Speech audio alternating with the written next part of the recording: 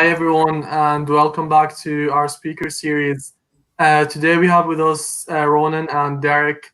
So, if this is your first time with Data Talk, so basically what we do is we bridge the gap between industry and academia, providing students with experience in the area of data science, and we're trying to make it as accessible as possible to students from all different disciplines, not just computer science and IT.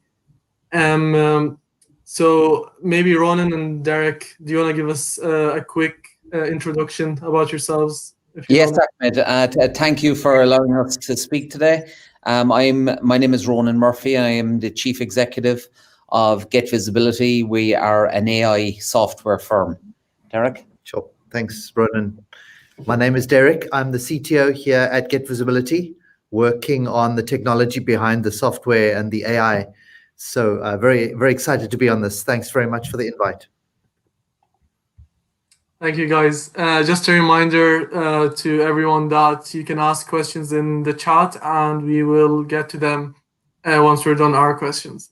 So to start off, Ronan, I've noticed that you were the director at the Cork Chamber a while back.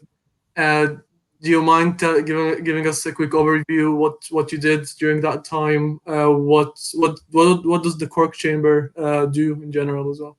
Yeah. So over the last couple of years, I've held the position of chairman of IT at Cork, and also consecutively, I was a director of Cork Chamber of Commerce.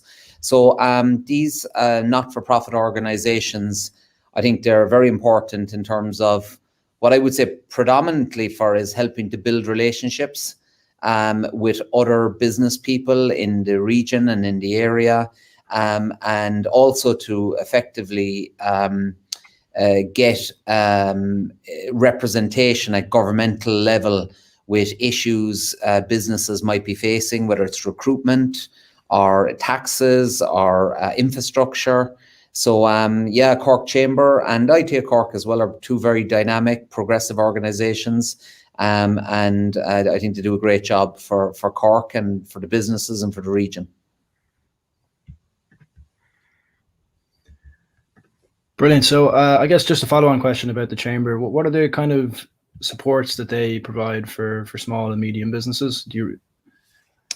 So in terms of Cork Chamber, it's a few years since I've been on the board of Cork Chamber, but I mean they do a lot from helping organisations in many different areas of marketing, business, export documentation.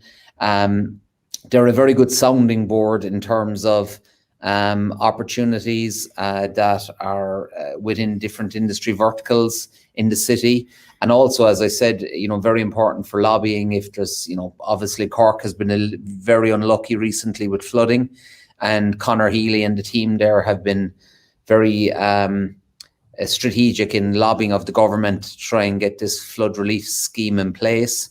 So I mean, there's many different benefits you'll get from being a member of the chamber, but also I guess in addition, there's various different awards. There's different events. Obviously, they've been under pressure this year with COVID, but they're important in terms of strategic networking, building relationships, and then obviously getting business from the companies you get to know and you build rapport with. Thanks, Ronan. I guess this is a question that either of you could input on. So a question that I would say many businesses that are especially starting up, or say someone who wants to start up a business who is young, might ask, why would I choose Ireland? Why would I start here if I could go to the UK, if I could go to France, Germany, the US? I'm sure there's many factors, but what is the selling point? Do you think it's a good idea to start from here, from Galway, Dublin, or Cork? Yeah, so I mean, I'll kick it off first and foremost, and then Derek is from South Africa, so he can give his opinion. But I think the greatest asset that we have in Ireland is people like yourself, Ahmed, and Sam. It's access to talent. I mean, the quality of the pipeline, the human pipeline that both UCC and CIT and other academic institutions provide is second to none anywhere in the world. And I feel like the caliber of the students which come on stream have a very can-do attitude, which is evidenced by this event that you guys are running this evening.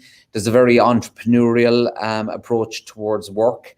And that is a fundamentally important ingredient in any business, whether you're a startup or you're a mid-sized company or indeed a multinational. And it's one of the important reasons why you see so many multinationals locating in Ireland is the access to that talent.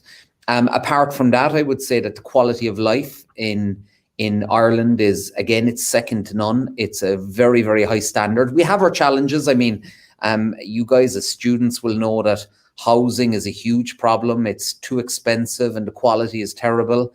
But I mean, in Cork, you're not spending 3 hours a day commuting. Typically, to commute to or from college is quick and it's relatively painless compared to some of the big metropolitan areas in Europe or elsewhere. You're always only 15 or 20 minutes from a beach. So I think the quality of life, the quality of the academic institutions, and the quality of and pipeline of the people is incredibly important for any startup, as well as multinationals. That would be my view. Derek, do you want to contribute? Yeah, if I could maybe pick up on that, Ronan, that's a very good point.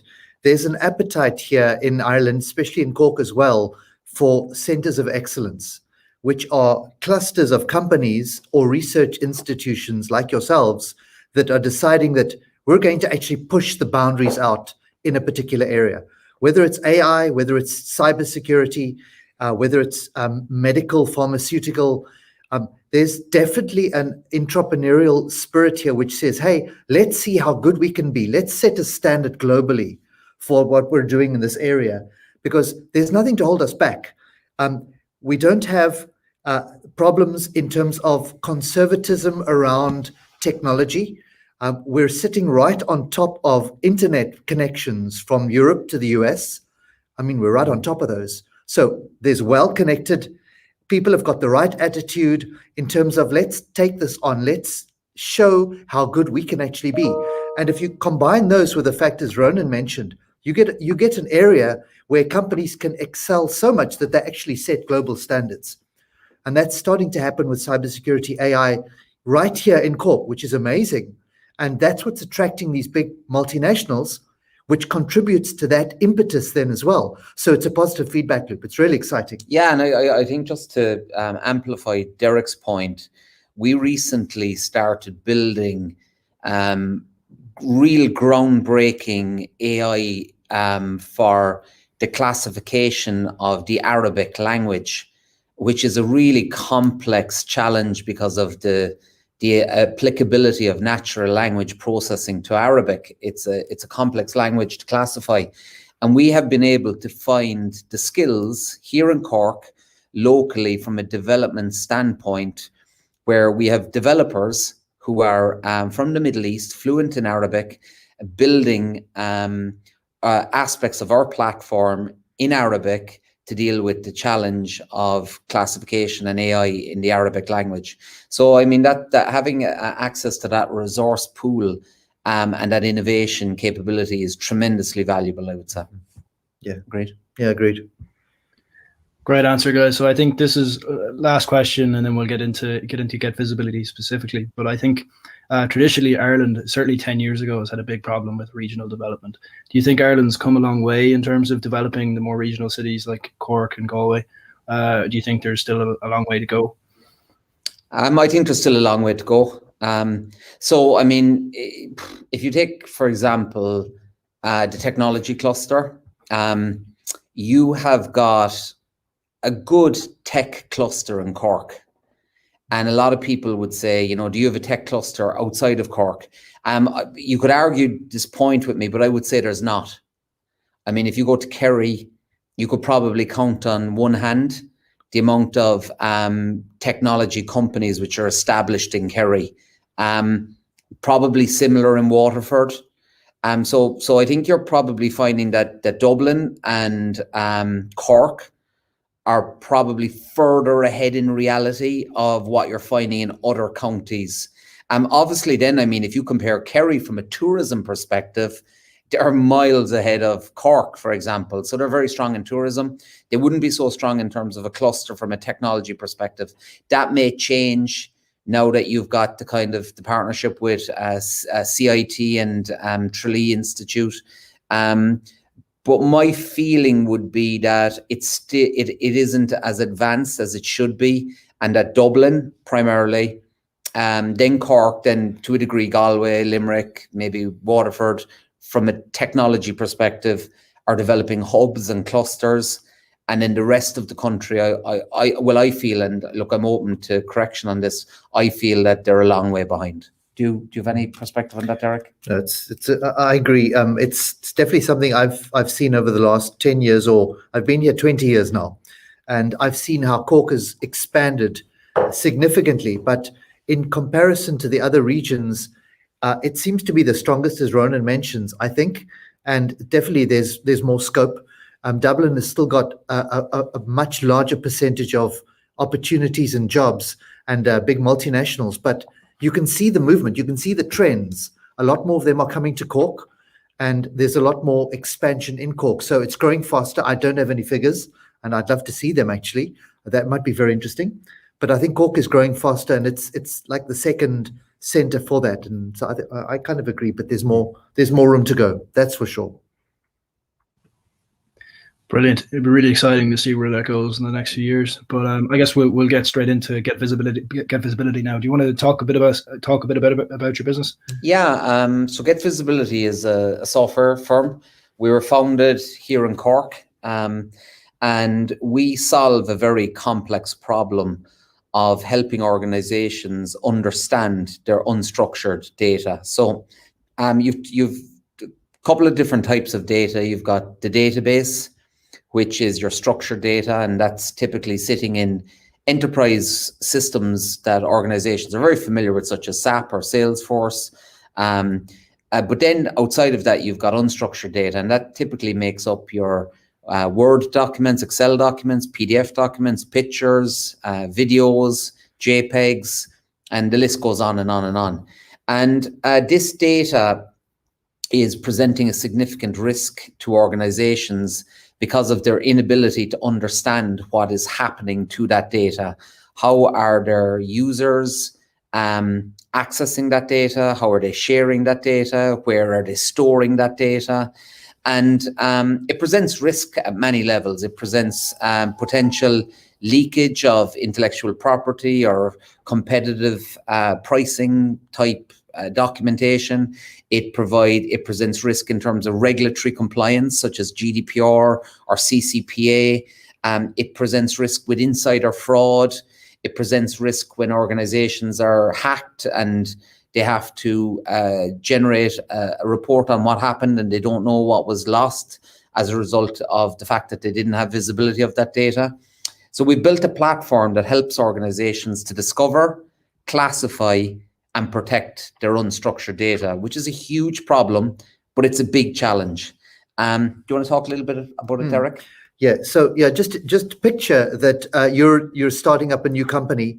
You're an entrepreneur. You have to decide, okay, where are we going to put our docs, our Word docs, or do we go with Google Docs? Do we go with Microsoft? And you can decide. There's a lot of options now. There's cloud options and so on. You don't need to buy fancy laptops and store everything on a file server in the corner. You can actually use the cloud, and a lot of people are doing that. But companies that have been around for 10, 20, 30 years have been storing stuff on servers in the corner, in the computer room, down the hall for years. And there's millions and millions of documents there, and they've lost track of them. So those documents could be patents, they could be customer information, medical information, you name it. And if that data leaks out, they're in big trouble. There's GDPR, there's hackers out there looking for this kind of thing all the time. So they've got to know where the stuff is and start protecting it more than ever. And they just don't know. And how do you look at 10 million files? Like, you can't. You have to automate that. You have to run some kind of script. So our software gets its teeth into those documents, and it looks at them, it classifies them, it tells you where the important ones are. It tells you which one need to be protected, which ones need to be deleted, where the duplicates are that you should have deleted already. and a ton of things that are useful for you practically immediately to say, okay, we need to clean this up. You can also migrate what's left onto the cloud and save money because you can sell those old servers. But knowing what to migrate is really valuable, and that's another thing we do with our software. So some immediate benefits to a company. That's super interesting. It's an area that's being tackled that I haven't heard about before, really, to be honest, with unclassified data. And it's super nice to see it being based in Cork as well, outside Dublin. So I guess something that people mix up a lot is data governance and data privacy, and again, data security. So these are all subtly different. I would say security is more to do with what you guys do around the hacking and stuff. But again, data privacy, I assume, is key as well. So maybe do you want to distinguish between them? And so I think, Ahmed, in fact, data security, data privacy, I think they're all intrinsically linked. Everything when it comes to data is about the visibility you have of data. Now, whether that is to demonstrate that you're taking adequate controls around privacy of data, you need to understand where that data is. If you want to protect data from a security perspective, well, that's very difficult to do if you can't demonstrate where it is and what type of controls are around it. If you want to demonstrate that you're compliant from a regulatory perspective, then again, you cannot do that unless you have visibility across the data. So when you talk about any of these requirements, governance, risk, or compliance, it's all about visibility, and having visibility of that data will drive your privacy program, it will drive your governance program, it will drive your risk program, and it will drive your compliance program. So very interestingly, our buyers in a large organization, this is both a blessing and a curse, by the way. It could be the InfoSec guys who want to secure the data. It could be the governance guys who want to demonstrate that they have good governance controls on the data. It could be the risk guys who want to mitigate what will happen in the event of something going wrong. Or it could be the compliance guys. And often privacy falls under compliance. So what are we doing with data that contains personal identifiable information under GDPR? What are we doing with data that contains personal health information that falls under HIPAA? What are we doing with data that contains credit card details or financial information that falls under PCI? So it's all intrinsically linked. You've got people, you've got process, you've got technology. But at the end of the day, when it comes to any of these initiatives that an organization want to implement, you cannot do that effectively if you do not understand the data. And the vast majority of organizations that we start working with, from Singapore to Thailand, to South Africa, to Australia, to North America, to Switzerland, to Saudi Arabia, to Ireland, they are all wrestling with the challenge of, we have a privacy mandate, we have a governance mandate, we have a compliance mandate, we have an InfoSec mandate. But in order to effectively enable those mandates and to demonstrate we are compliant, we have to wrestle the big beast in the room. And the big beast is the 50 terabytes of unstructured information, which is sitting in the format of emails. Some of it is in Azure, some of it is in Dropbox, some of it is in SharePoint, some of it is in OneDrive, some of it is in AWS. It's everywhere and it's enormous. And how do we manage to give oversight of that data? And that's where we come in. And once we discover it and classify it, we then enable many of those different challenges, which are, let's not call them challenges, let's call them overriding mandates which the organization want to address. Do you want to add to that, Derek? Yeah, so it's all about transparency. So what's happening, there's a huge trend all over the world now for companies to be examined deeper and deeper. Every year there's a new regulation or there's new compliance There's new data privacy laws. Customers and staff are now entitled to have more insight into what's going on in a company. Like, imagine like 50 years ago, you could have a filing cabinet full of data, full of documents. Nobody would know about that. Like, nobody at all. There could be customer data, there could be patents, there could be letters, there could be anything in there. The only way you'd get access to that is an auditor coming in or the police coming in and looking in the filing cabinet. But now everything's going digital. Everything is migrating to the cloud. And now suddenly the customers, or suddenly a company, needs to be aware that they are being scrutinized more than ever before. And it's not just people that are interested, such as regulations like, oh, you might have to be GDPR compliant. There are big fines now if you keep the wrong type of data electronically. If you've got a file, a Word document that's got somebody's name in it, up until a few years ago, it was like, oh, so what? But now you could actually be fined a huge amount, millions of dollars or euros. You could be fined because of a name in a Word document. Like, as an IT person, that's a bit scary now suddenly. Like, whoa, the whole game has changed. Everything has moved. All the goalposts have been moved by these privacy rights, and they're just getting more strict. So you really have to understand exactly where your data is. You've got to be so careful now. And it's not going to get easier and more lenient. It's going the other way. So it's going to become more granular. It's going to become more real time. And so you need a piece of technology or an approach that can keep up with this faster than human being pace, that can learn and understand what's going on. So it's very exciting. It's almost science fiction that's happening here. We need to be able to track who's doing what, who's editing stuff, who's copying stuff, who's emailing stuff. But it's so complex and it's so fast, you can only do it with AI. And that's really where it's interesting, for me at least. I'll give you a really good example, guys. If you click on my LinkedIn profile, I posted an article today about a breach in an organization in Spain called Prestige Software. And effectively, these guys provide hotel booking systems. So they've been collecting PII information, credit card information, payment details, reservation details from many of the world's leading travel agencies, including Expedia. And they decided to migrate 10 million files into Amazon, but they never secured the S3 bucket. Now all of that data has been leaked. So there's hundreds of millions of users around the world who have payment information, who have reservation details, back as far as 2013, who are inside in that breach. And the problem that this company have is they have no idea what data was taken, because they didn't have it classified, because it's just simply too big. It's too difficult to understand. So up until Getvisibility, organizations would have had to try to do that manually. We now do that using automation and using machine learning. And we would stop this type of problem happening. So that's a really interesting article, and it's well worth checking out. If you go into my LinkedIn profile, you'll see it. It only became public in the last day or so.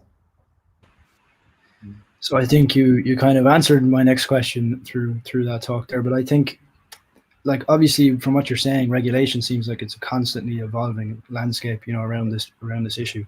Do you think is it possible for small businesses to keep up with how regulations are changing? Do you think, for people who aren't really very techy, is it possible for them to stay wide of the regulation changes and stay within the kind of goalposts, as you said?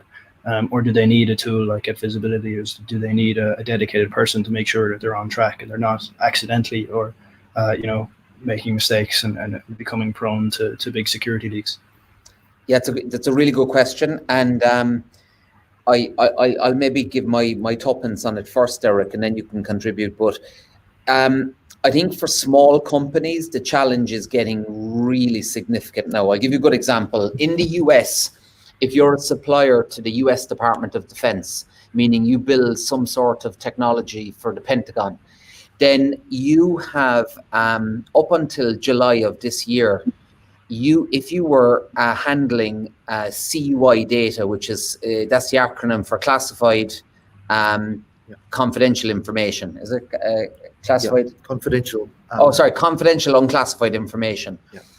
you would have to be in a position to demonstrate, or sorry, you would have to self-assess the security that you take on that data.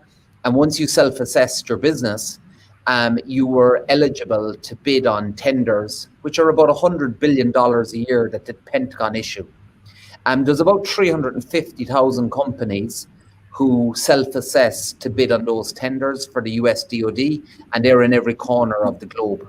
In July of this year, the US Department of Defense issued a new regulatory mandate called CMMC, the Cybersecurity Maturity Model.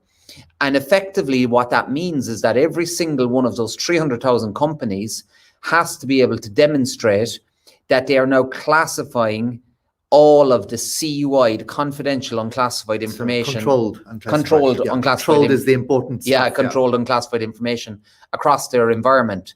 And this could literally be a company of 5 or 10 users who cut grass at the Pentagon, or a company of 150,000 users who build Tomahawk missiles, and everybody in between.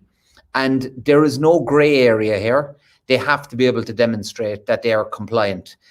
And therefore, we believe that tools such as Getvisibility that use AI for this problem will become mandatory for organizations of all sizes. Because if you use a tool that's leveraging automation, you can do it much faster, much more accurately, and much more effectively than trying to employ a full-time person to do it manually.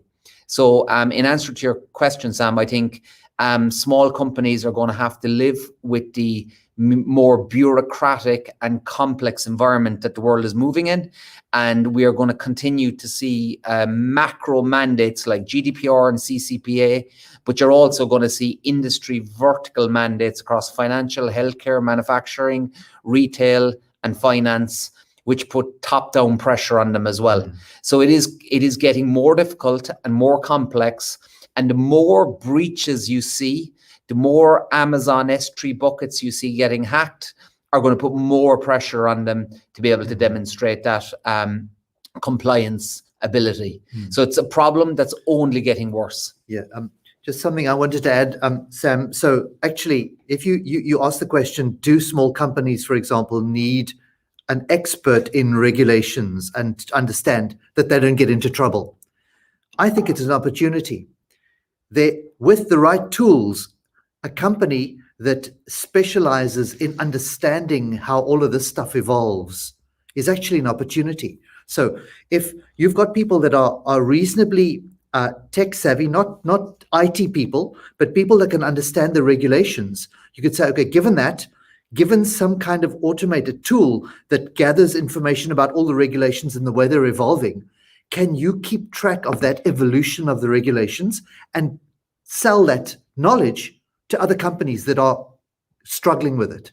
So if you've got the company that cuts grass, they're not going to want to become CMMC and GDPR experts, for example, but they'll buy that service because they have to.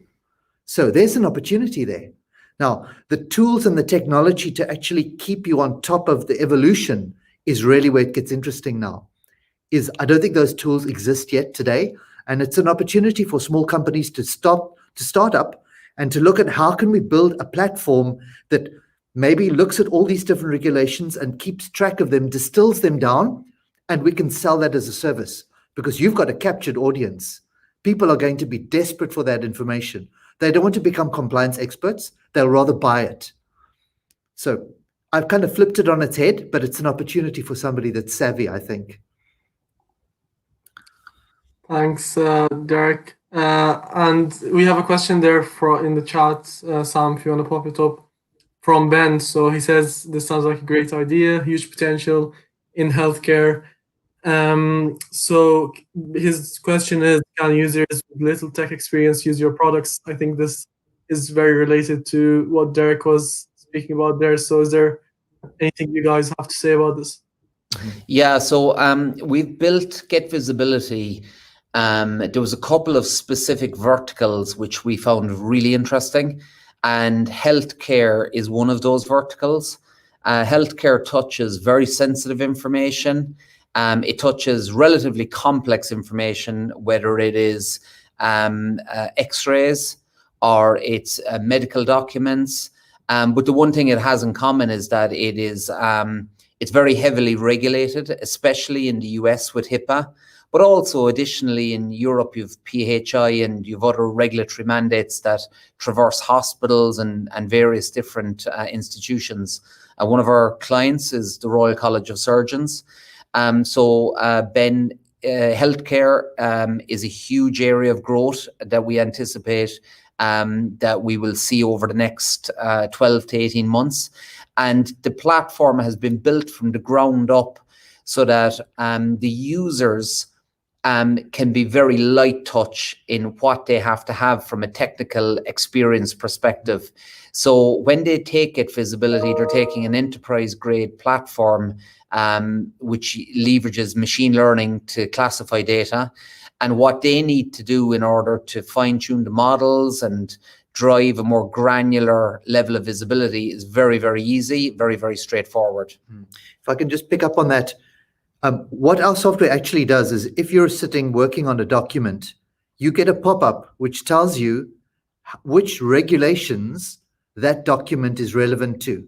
Like you might have no clue. You might have dumped a whole bunch of stuff in or opened an old document from 10 years ago, and this pop-up appears on your desktop to say, this is a GDPR document, and this has got something to do with health information or something like that. And you might not have a clue.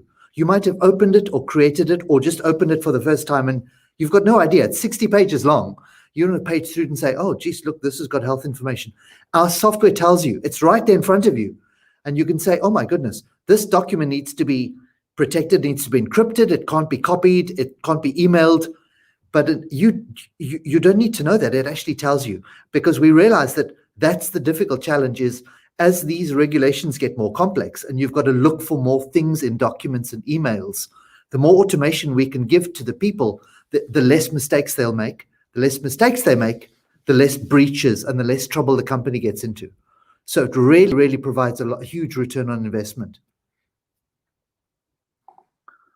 So we have a similar question here from Eva. And Eva asks, what systems and software do you use to classify different types of data? So I suppose is all your software proprietary? Yeah, shall I take that one? Yeah, so we've built everything. The system is built entirely on top of some open standards like Java, the Java language, for example. And we've built our own machine learning models based on top of the software. So it's all proprietary. And it's based on, like I mentioned, actually the Java virtual machine. We're using 3 or 4 different types of language. And the actual machine learning part is custom built. We've got an entire pipeline of machine learning software that we have built ourselves. Come on, it's UCC, get a bit more technical, Derek. Okay, it's Python, and there's Python code running with TensorFlow. You've got word embeddings. And the word embeddings are the ones that extract information out of the document. And then we're using TensorFlow with deep neural networks to actually tell you what's in the document, whether we found health information, or whether we found somebody's name, or whether we found some controlled military term for Ronan's example of the DoD contractors. So that's like a human being looking at this and going, whoa, this document has got this and this and this and this property to it. You need to protect it. And it's got to be archived and encrypted and so on. So the machine learning derives information from the actual text using those NLP tools. So I guess, sorry, go on. Sorry, Sam. Yeah, I just have a follow-up question myself there after Eva's question. How did you train the models? What data did you use? Can I ask? That's a brilliant question. I'm going to kick off my answer first, and then I'm going to ask Derek to maybe drill down a little bit more into it. But when we started with the Getvisibility journey, we had a vision of a world where AI would make all of the determinations in terms of the classification of the data. So we would train the model, we would find data wherever we could, and we would train the model and we would get it to a level of sophistication. And then we would provide a mechanism where it became easier to update the model based on specific information within an organization. But what dawned on us very quickly was that organizations are not ready to grasp the nettle in terms of full AI classification of unstructured data. And we pivoted early on in the COVID, the outbreak of COVID, to build an agent. That's Getvisibility Synergy, which is an endpoint agent. And what that allows is it allows organizations, users who are working from home, when they send an email or they create a document, to classify it in real time as they're working on that document. And we've created a feedback loop so that if you're working in a specific department, let's assume you're working for Jared Cully in the IT department in UCC and you're working on a specific type of document, if you classify that document as the user, you're actually sending that classification back to the machine learning model sitting on a VM within the UCC environment. And that's very powerful for two reasons. It's a stakeholder within UCC who's got privileged access to start training the model to provide their perspective on what that data should be within a specific department within UCC. And you could apply the same to Leia Healthcare or to FBD Insurance or to any other organization. And then what we provide is the ability to quality check that at scale. So we're now approaching the unstructured data classification from a 3-tier approach. We're allowing users to classify data and train the model. We're putting a safety net in place to quality check that at scale to make sure they're doing it correctly. We're also training the machine learning on the data lake, which the organization has, and we're quality checking that at scale. And then finally, we have AI consultants going in and taking subsets of data and training models here in our own data center and providing those updates to the client. And that 3-tiered approach is the most effective way for an organization to get to a position of having a very healthy unstructured data estate. So it's automation, it's context and content, and it's people. And that they're the 3 pillars which we've implemented in terms of a closed loop strategy to attacking this problem. Because there's many different challenges which you face. For example, if you're an organization, you may have people in your finance department that consider a specific Excel document to be a specific type of information. And then you may have somebody in your HR department that consider a similar type document to be something else. And you run into the problem at an enterprise level where the organization may want 2 types of classification for a very similar type document. And that's the capability we've built in this platform. Anything to add there, Derek? Yeah, that's a good point, Ronan, the 3 areas. But just an interesting point or anecdote for the people that are watching this is we built a master gold standard model of documents to train the initial models, the neural network models. And those documents are standard working documents you'd find inside any organization. It's spreadsheets and it's PDF documents and it's letters and it's standard stuff. Because when we went and looked on the internet, and for example, you go to the Wikipedia, that Wikipedia information is not that useful because it's specially linked, hyperlinked information with keywords highlighted.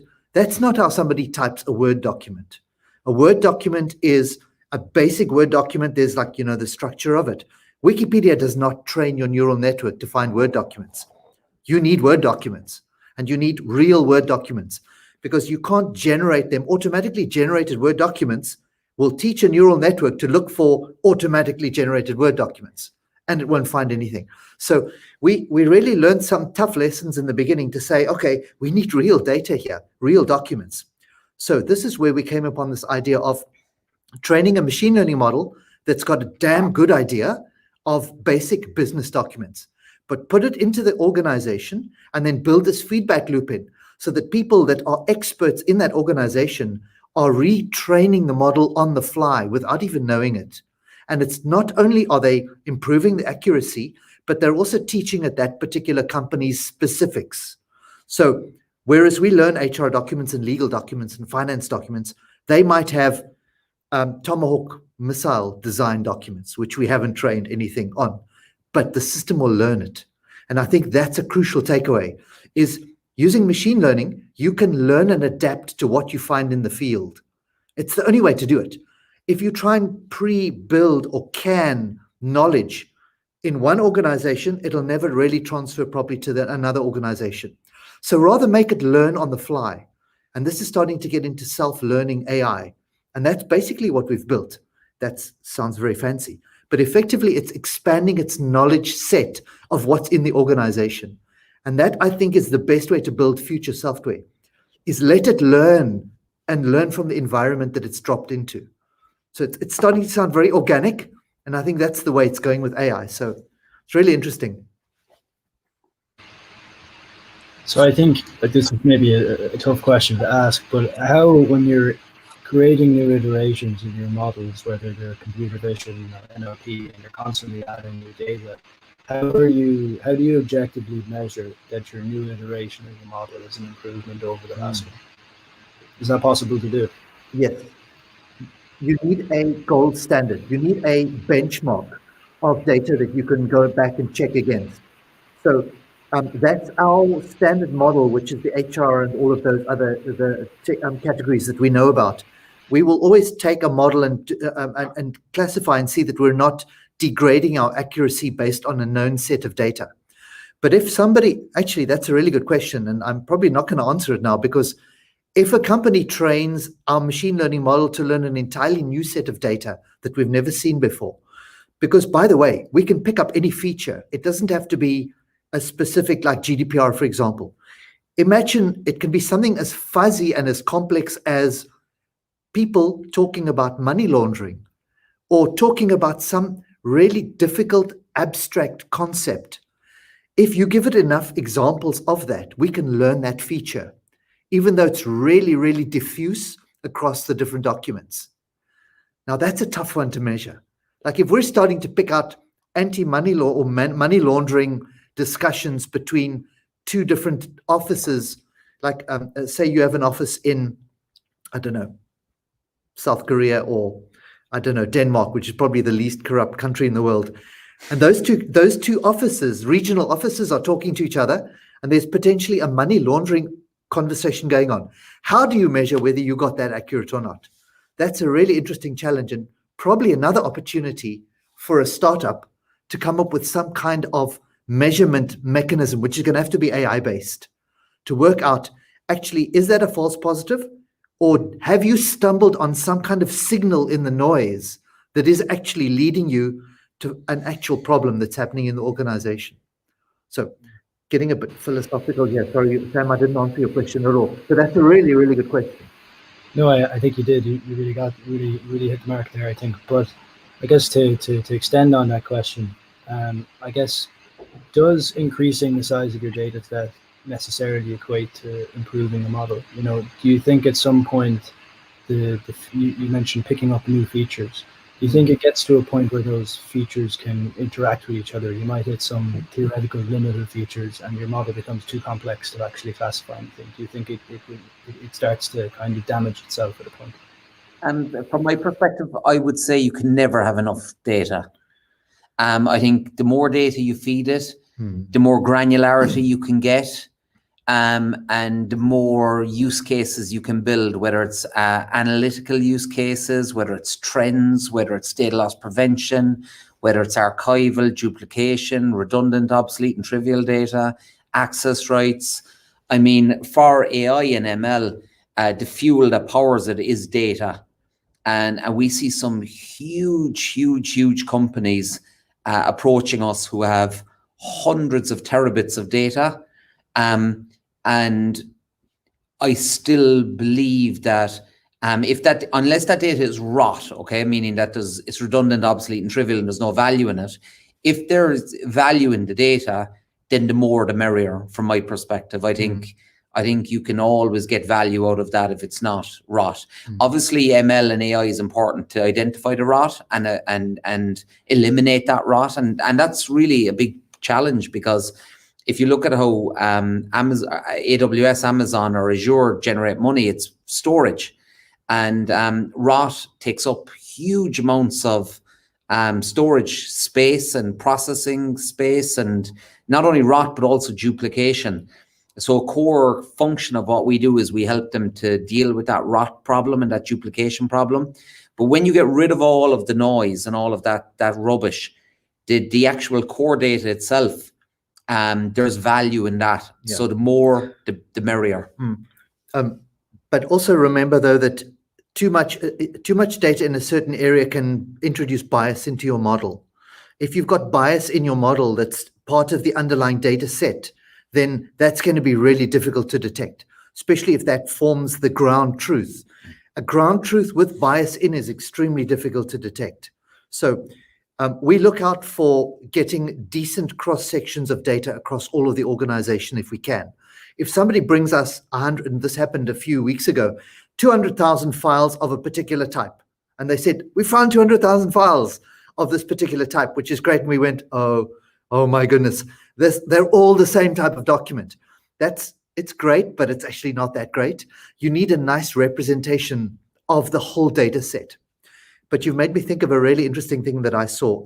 I read about a month ago, and that is researchers somewhere in the US, and I don't know where it is, have shown that a neural network that is shown, this is a vision-based test that was done. They've shown that an example of what looks like snow on a television set can be interpreted as actual images by a neural network. So it literally just looks like a grid of noise, and that's been classified as a bus or as an ostrich or as a fish. And that's because the neural network is looking for specific signals, and if those signals are there, it reports a specific answer. The fact that that's not a bus, it's just a picture of snow, the neural network has got no idea about that. So the person summed up the article very well to say that the neural networks are not learning what we think they're learning. They're learning specific signals in the potentially in the noise. So we need a new set of research to be done that introduces some level of what, I don't know how else to call it, but common sense in understanding that that's not a picture of a dolphin. That's just a whole bunch of noise that triggers the signals for a dolphin. So maybe there's somebody on this call or on this webinar that can help us solve this. As human beings, we need a solution to this. Is how can we solve that problem of plain old common sense? That's not a dolphin. That's just noise. So it's really interesting, and it's something that we avoid by trying to get a good representation of business documents. So it's a narrow field of AI that we're working in, and we're getting good results. But if you think about the overall bigger picture, we have to get some of this common sense into the equation. Yeah, I think that's the leap to strong AI, which is the term used now, I guess. We haven't really reached strong AI completely yet, and we were already thinking about super AI, which exceeds human intelligence. So the way I found out about Getvisibility was through the Ireland AI Awards. So you guys were finalists in 2018, I believe, and was there a certain feature or technology that you guys entered with, or was it just the company as a whole? We entered with our Getvisibility Focus platform, which is the ML which we applied, which we've spoken about on this session, which is our pre-built, pre-trained, out-of-the-box model, which you can apply to your legacy data repositories, and I think that's primarily what we applied. That was the first one, yeah. That's right, yeah. Yeah. So it was the first one, yeah. It was the machine learning algorithm that we've been describing for documents. Okay, so a question here from James. He has said that insider threats are often extremely difficult for organizations to detect. And he said, can you elaborate a bit about how the solution detects and also notifies the organization of this very sensitive type of issue, which can potentially occur at the highest levels of management? Yeah, absolutely. That's a brilliant question. And funnily enough, the problem which James has just described is one of the reasons we built Getvisibility. We have a client who is a very large global organization, and they manufacture recipes for some of the world's leading brands. And they've made huge investments in best-of-breed security technologies to protect their hundreds of sites around the globe. And one of the challenges they presented to us was, as part of our security concern, we have very valuable intellectual property which sits in an unstructured format in lots of different R&D facilities around the globe. And unfortunately, in our business, one of the biggest risks we have is our own staff. And the reason being is that because we manufacture ingredients, an organization like Starbucks or Coca-Cola or PepsiCo or McDonald's may come to us tomorrow and say, can you architect a new flavor for Pepsi with citrus, let's say, for argument's sake.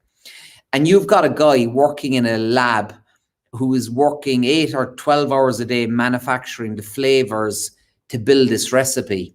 And in many instances, and this is a big problem in pharmaceutical as well, they feel they have a degree of ownership over the IP that they are building.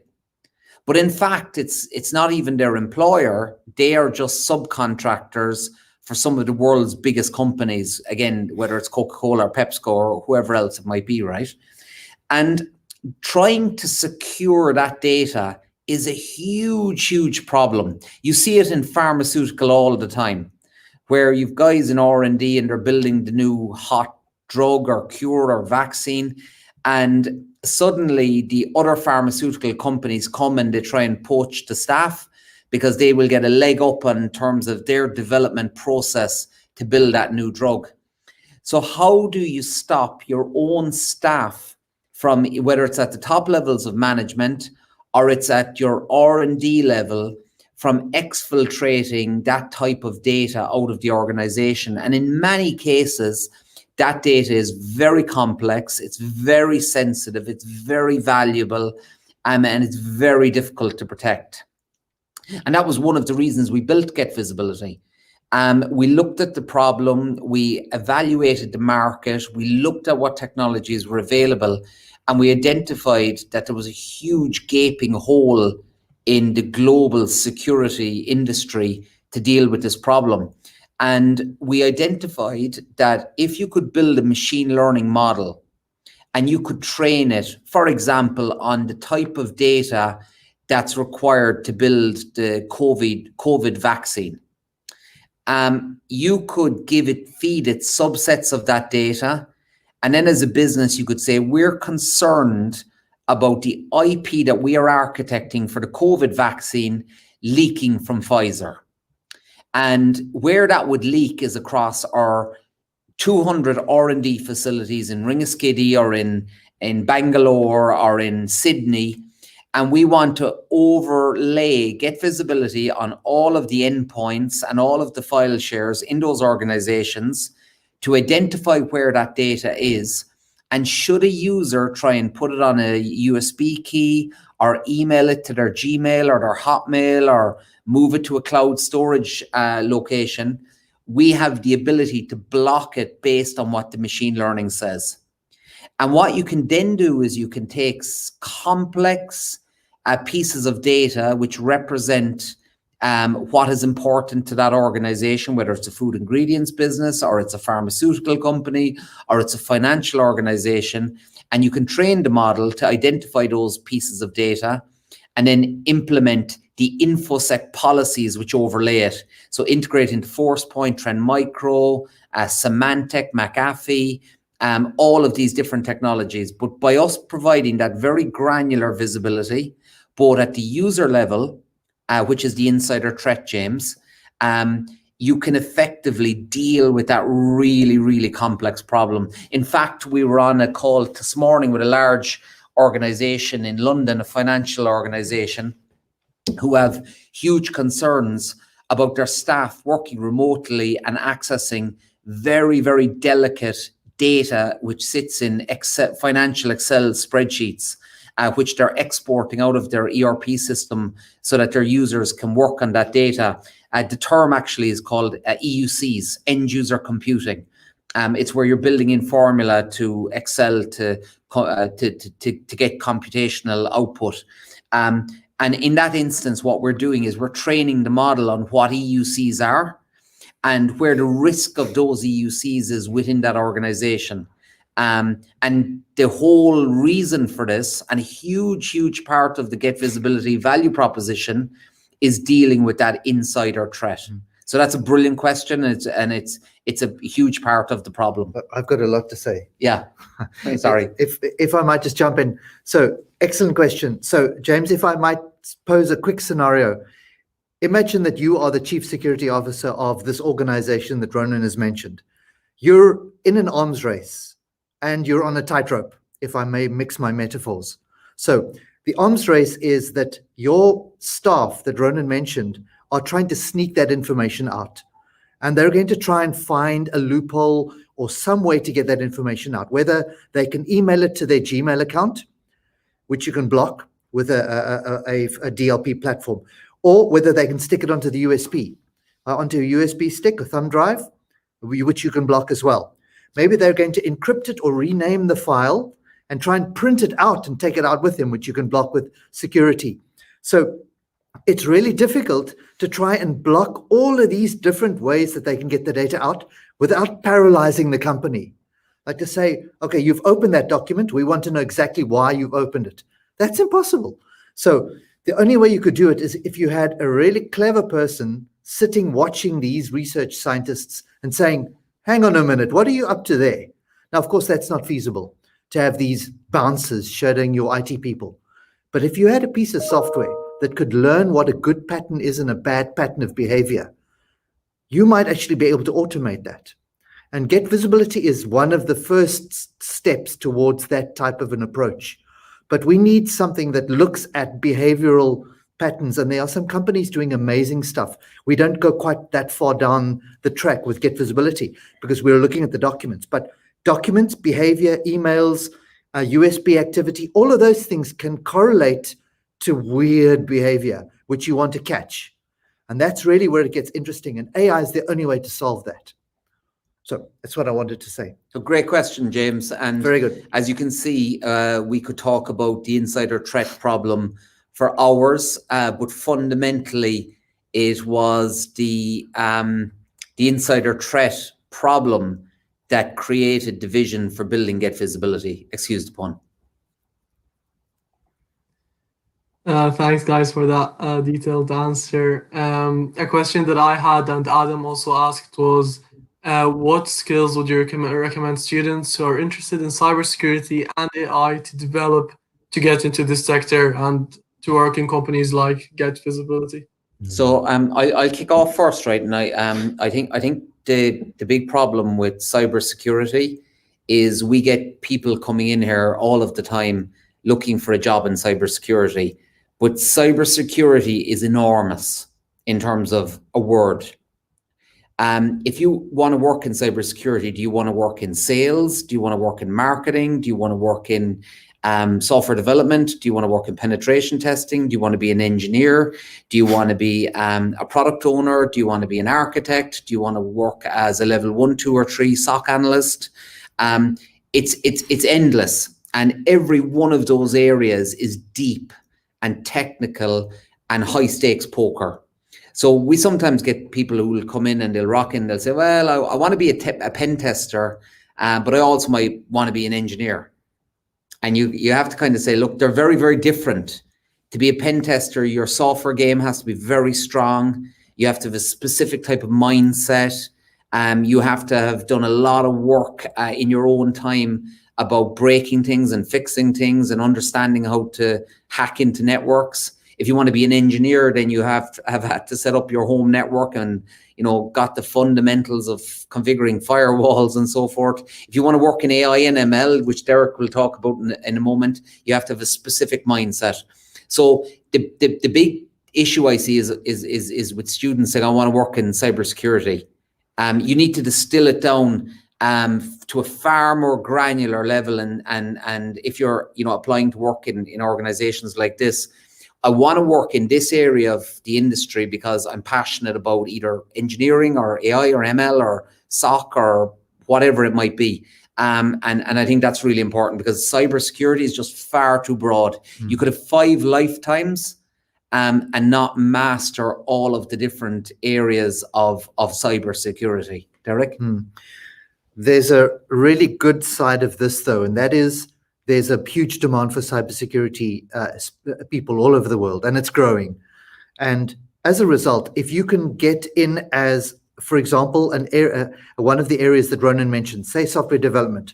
If you're a software engineer and you've got some experience with one of the degrees maybe that they're doing in software engineering, then get developing and get into a company that you can focus on that specific job, but you will soak up information and knowledge about the industry.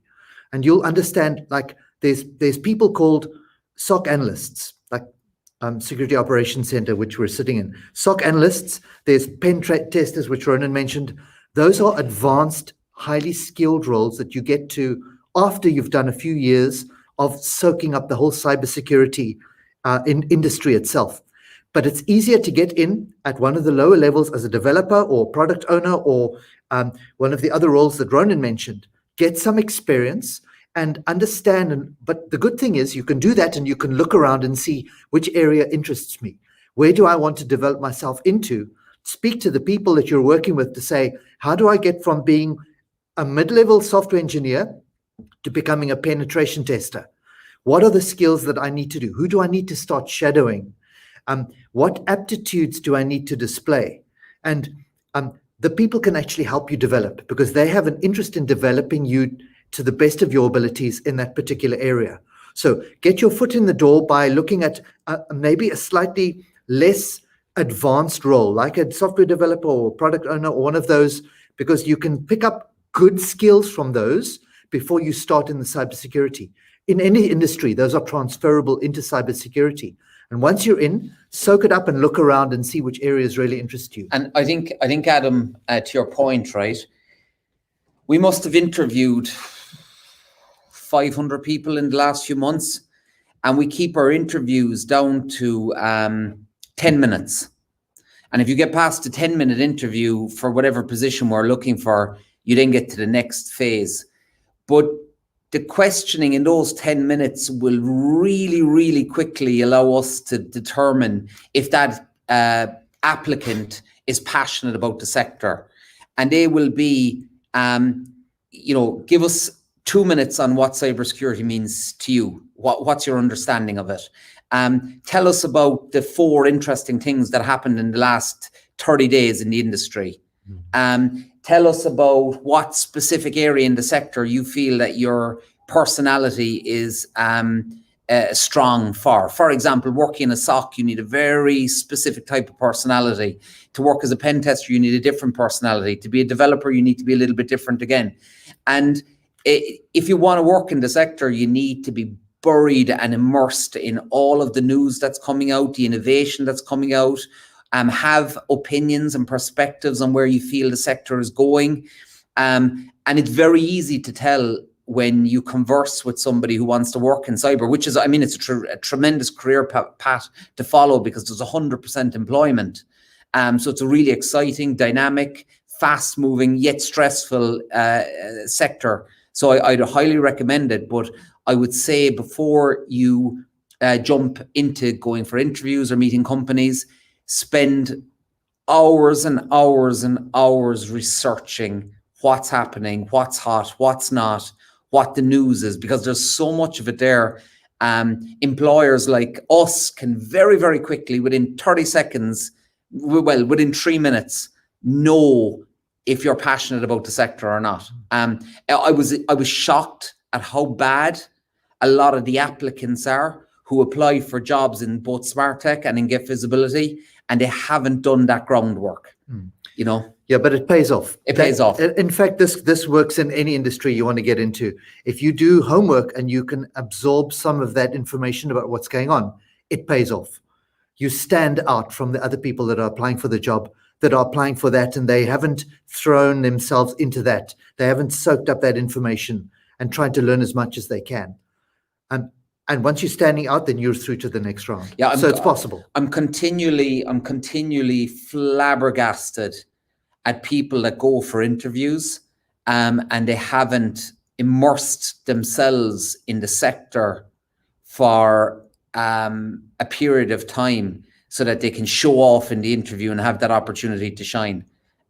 So, you know, that's my advice. Something that I'd always recommend is if you can take along one suggestion for the company to say, Correct. hey, have you guys thought about maybe doing this, or how about that opportunity? Is that an opportunity for you? Or like, even if the company has looked at it and they've thrown it away, or it's old news to the insiders in the industry, the fact that you're bringing ideas just puts you right up there at the top of the list. So something to keep in mind. Yeah. Thank you, guys. Think, Sam, do you have any other questions there? That's all my questions. Oh, I think that's brilliant, guys. Thank you so much for coming on. We covered. I just want to say a massive thank you to yourself, Ronan and Derek. Really, really interesting talk and really Excellent. Cool stuff you're doing. Guys, it's been a pleasure, and thank you for allowing us to participate this evening. And I hope studying from home and working from home and so forth isn't too taxing, and hopefully we'll be out the other side of this by the end of the year. Absolutely.